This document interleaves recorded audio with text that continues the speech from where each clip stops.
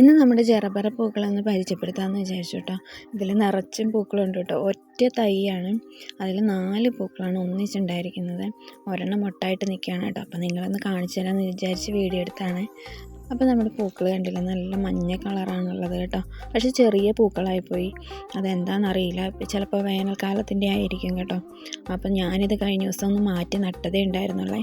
അപ്പോൾ 2 തൈയാണ് നട്ടിരുന്നത്. അതിൽ ഒരെണ്ണത്തിൽ 2 മുട്ടുണ്ട്, പിന്നെ ഒരെണ്ണത്തിൽ 1 മുട്ടും 3 പൂക്കളുമായിട്ടാണ് കേട്ടോ നിൽക്കുന്നത്. നമ്മുടെ ജറബറ പൂക്കളുടെ അടുത്ത് നിൽക്കുന്ന പൂക്കൾ കണ്ടില്ലേ, നല്ല ഭംഗിയില്ല. ഇത് കുറേ ഉണ്ടാകും കേട്ടോ. അപ്പോൾ തൈയായിട്ടേ ഉള്ളേ. അപ്പോൾ നമ്മുടെ ജറബറ പൂക്കളൊക്കെ വേഗം വാടി പോകുന്നുണ്ട് കേട്ടോ. ഇപ്പോൾ വേനൽക്കാലം ആയതുകൊണ്ടാണെന്ന് തോന്നുന്നത്. അപ്പോൾ അതുകൊണ്ട് ഞാൻ കുറച്ച് പുതയിലൊക്കെ ആയിട്ട് ഇട്ട് കൊടുത്തിട്ടുണ്ടായിരുന്നു കേട്ടോ, വാടി പോകാതിരിക്കാനും എൻ്റെ ചോട്ടിലെ വെള്ളം വേഗം പോകാതിരിക്കാനൊക്കെ ആയിട്ട്.